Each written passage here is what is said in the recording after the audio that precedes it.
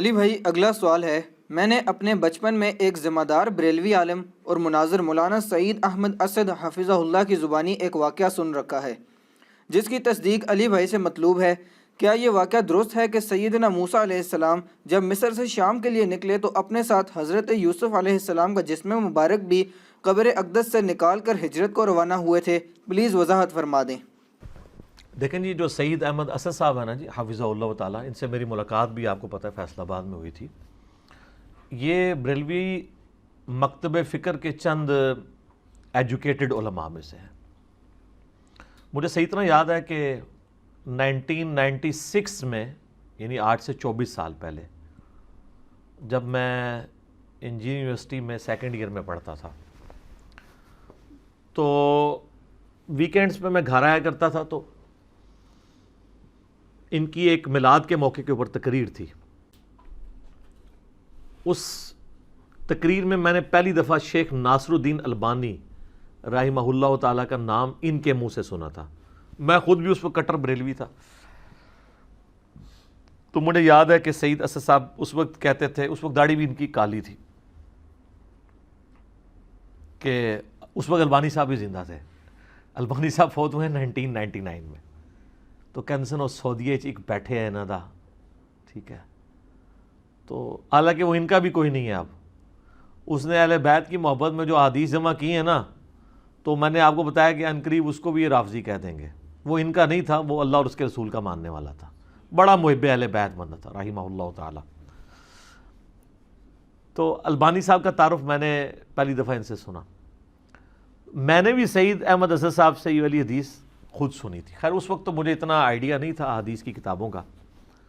بہرحال یہ جو حدیث انہوں نے بیان کی ہے نا، اس واقعے کا ذکر کیا، یہ بالکل صحیح سند سے ثابت ہے، اور یہ بڑا انٹرسٹنگ واقعہ ہے۔ یہ واقعہ آپ کو المستدرک للحاکم میں بھی مل جائے گا صحیح سند کے ساتھ۔ امام حاکم نے اس حدیث کو امام بخاری کی شرط پہ صحیح کہا ہے، امام ذہبی نے بھی ان کی موافقت کی ہے۔ یہ حدیث جو ہے وہ مسند ابی یعلا میں بھی موجود ہے صحیح سند سے، صحیح ابن حبان کے اندر بھی موجود ہے۔ یہ حدیث تفسیر ابن کثیر میں بھی موجود ہے۔ تفسیر ابن کثیر میں جو سورہ الشعراء کی آیت نمبر 52 ہے نا، حضرت موسیٰ علیہ السلام کے بارے میں آتا ہے نا کہ اللہ تعالیٰ فرماتا ہے کہ ہم نے ان کی طرف وحی کی تھی، وَأَوْحَيْنَا إِلَىٰ مُوسَىٰ أَنْ أَسْرِ بِعِبَادِي إِنَّكُمْ مُتَّبَعُونَ، ہم نے موسیٰ کو وحی کی کہ تم راتوں رات میرے بندوں کو، وہ 6 لاکھ کے لشکر کو بنی اسرائیل کے یہاں سے لے کر نکل جاؤ، بے شک تمہارا پیچھا کیا جائے گا، یہ لوگ تمہارے پیچھے آئیں گے۔ وہ پیچھے آئے تو سمندر میں اللہ نے راستہ بنا دیا، بنی اسرائیل تو نکل گئے، اور اسی راستے میں جب فرعونی نکلنے لگے تو اللہ نے دونوں پارٹ ملا دیے، قرآن میں آتا ہے، تو تباہ و برباد کر دیے گئے۔ تو اس آیت کے کانٹیکسٹ میں یہ سورہ الشعراء پارہ نمبر 19 آیت نمبر 52 کے کانٹیکسٹ میں امام ابن کثیر اس حدیث کو لے کے آئے ہیں جو حاکم کے اندر موجود ہے، کہ نبی صلی اللہ علیہ وآلہ وسلم کسی گاؤں ایریا میں تشریف لے گئے، تو وہاں پہ ایک دیہاتی شخص تھا، اس نے آپ صلی اللہ علیہ وآلہ وسلم کی مہمان نوازی کی۔ آپ بڑے خوش ہوئے، آپ نے اٹھتے ہوئے فرمایا کہ کبھی موقع ملے تو تم ہمارے پاس بھی آنا، دعوت دے دی۔ اس کے لیے تو آنر کی بات تھی۔ کچھ عرصے بعد وہ نبی علیہ السلام کو ملنے کے لیے آیا، آپ صلی اللہ علیہ وآلہ وسلم نے اس کی خوب مہمان نوازی کی، ایک تو بدلہ اتر گیا۔ پھر آپ نے اینڈ پہ فرمایا مانگ کیا مانگتا ہے؟ اس نے کہا یا رسول اللہ ایک اونٹ چاہیے جس پہ میں اور میرے گھر والے سواری کر لیں، ہاں اس پہ کجاوا بھی ہونا چاہیے، یعنی اچھی سیٹیں لگی ہوئی ہوں، اور 2-4 بکریاں مل جائیں جن کا دودھ دو کہ میں اپنا اور اپنا فیملی کا سلسلہ چلا لوں۔ یار اس زمانے میں بس سبسسٹنس لیول پہ یہی لائف گزارنے کا ذریعہ ہوتا تھا۔ یہ آج کل تو ہم جو لائف گزار رہے ہیں نا، یہ اس وقت کا امیر آدمی بھی نہیں تھا گزار سکتا۔ گندم کے دانے، سال کے دانے پورے ہو جائیں، دودھ کے لیے بھیڑ بکری رکھی ہیں، اللہ اللہ خیر صلی اللہ، اور کوئی کام ہی نہیں ہے۔ یہ جو آسائشیں ہیں ان کی وجہ سے ہمارے لیے مصیبت کھڑی ہوگی۔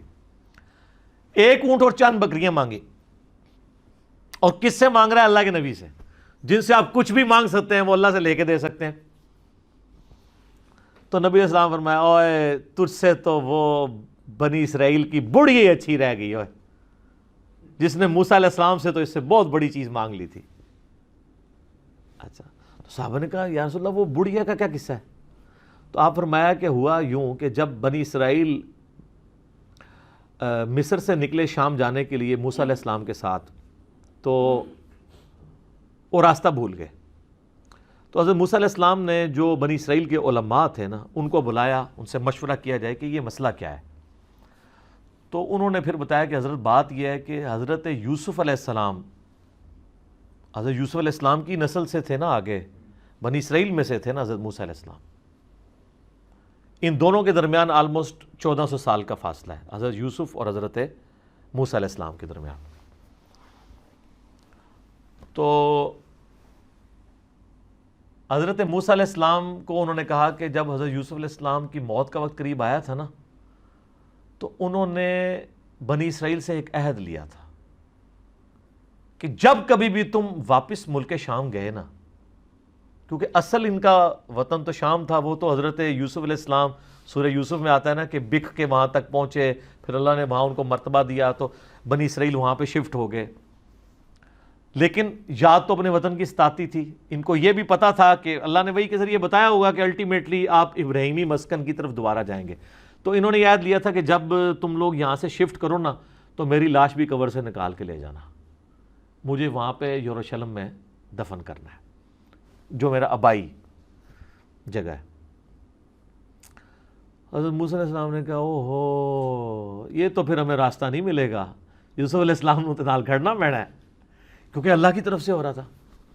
ان کا اچھا ٹھیک ہے جی بتاؤ قبر کی طرف، ان کا جی قبر بھی نہیں پتا ہمیں، کیونکہ اس زمانے میں مزار نہیں ہوتے تھے، پوائنٹ ٹو بی نوٹڈ، مزار تو نہیں۔ اور یوسف علیہ السلام تو بہت بڑی شخصیت تھے، ان کا بہت بڑا مزار ہونا چاہیے تھا، وہاں وزیر خوراک رہے تھے وہ۔ انہوں نے کہا جی ایک بڑھیا ہے جس کو قبر کا ایڈریس پتا ہے، لیکن وہ کہتی ہے کہ موسیٰ کو میرے پاس خود بھیجو، میں اس کے ساتھ نیگوشیشن کروں گی تو جگہ بتاؤں گی قبر کی۔ حضرت موسیٰ علیہ السلام نے کہا ٹھیک ہے بات کر لیتے ہیں۔ تو کہا اماں بتا، انہوں نے کہا اس طرح نہیں ہے، مجھے اس کا معاوضہ ادا کرنا ہوگا۔ حضرت موسیٰ علیہ السلام نے کہا اس کا معاوضہ کیا؟ وہ تو ایکسپیکٹ کر رہے تھے کوئی پیسے، کوئی مال، کوئی بکریاں، کوئی اونٹ، جس طرح اس صحابی نے بھی مانگ لیا۔ انہوں نے کہا جی معاوضہ یہ ہے کہ میں جنت میں تمہارے ساتھ رہوں گی۔ اللہ اکبر! حضرت موسیٰ علیہ السلام کا رنگ فاق ہو گیا، چہرے پہ ناگواری کے اثار آ گئے کہ یہ کیا مانگ رہی ہے، پھر دوسرا ہی میرے اختیار میں بھی نہیں ہے۔ تو حدیث کے الفاظ ہیں اللہ تعالیٰ نے اسی ٹائم حضرت موسیٰ کو وحی کی کہ آپ کمٹمنٹ کر لیں اس کے ساتھ۔ اوہ ہائے ہائے، دینے والا تو اللہ ہے نا جی۔ تو موسیٰ علیہ السلام نے کہا ٹھیک ہے۔ اس لیے حضور نے اس اعرابی کو کہا او یار تجھے تو بڑھیا اچھی رہ گئی، یعنی تو مجھ سے جنت میں میرا پڑوس مانگ لیتا، تو نے مانگی تو دنیا کی چیز مانگی۔ جس طرح کہ صحیح مسلم میں آتا ہے کہ ایک صحابی تھے ربیہ، نبی علیہ السلام کو وضو کروایا کرتے تھے۔ ایک دن سمندر رحمت جوش میں آیا، فرمایا سل ربیہ، ربیہ کیا مانگتا ہے؟ وہ بھی تیاری کر کے بیٹھے تھے، انہوں نے کہا یا رسول اللہ جنت میں آپ کا پڑوس۔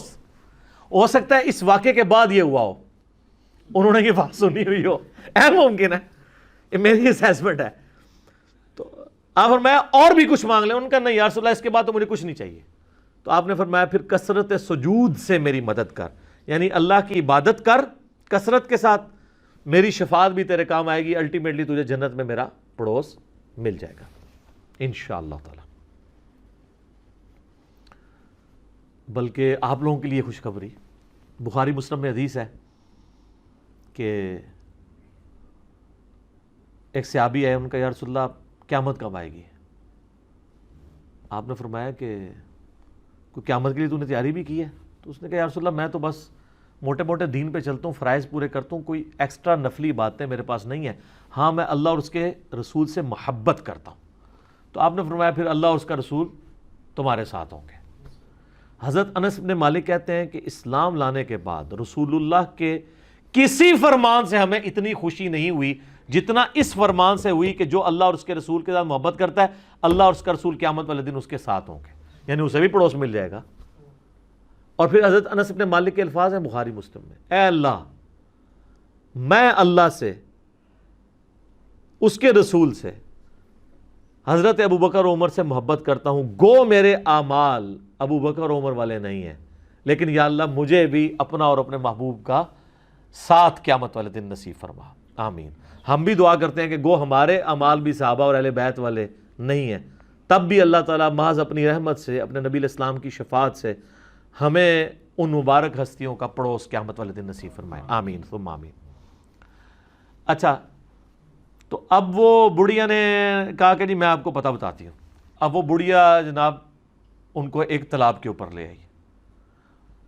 حدیث کے الفاظ ہیں وہ تالاب بھی بالکل سبز ہو چکا ہوا تھا، یعنی بہت پرانا تالاب تھا، کوئی اتنا یوز میں بھی نہیں تھا، کوئی سمجھ لیں آج کل جس طرح کیچڑ والا کوئی جوہڑ ہوتا ہے۔ اس نے کہا جی اس پانی اس کا نا تالاب کا باہر نکلوائیں، اس تالاب کو خشک کریں۔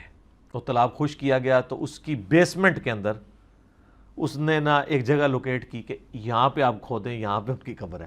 اے دسو کسی لبنی سی، اس مانے علم غیب ہی نہیں سی ہوندا، نہیں تو لب جاندہ، ٹھیک ہے۔ بزرگوں کہتے ہیں نا علم غیب ہے، وہ جب تک اللہ نہ بتائے تو پیغمبر کو بھی نہیں پتہ چلتا۔ تو خیر وہ قبر کھودی، اور حدیث کے الفاظ ہیں کہ انہوں نے حضرت یوسف علیہ السلام کا جسد انور نکالا، تو پھر بنی اسرائیل کے لیے جو ہے نا راستہ بالکل واضح ہو گیا، پھر وہ اپنے سفر پہ چل پڑے۔